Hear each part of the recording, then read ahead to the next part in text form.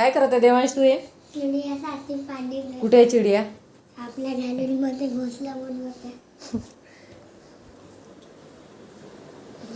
So आज सकाळपासून आमच्या गॅलरीमध्ये एक छोटंसं पक्षी आहे आणि ते तिथे घरटं करते.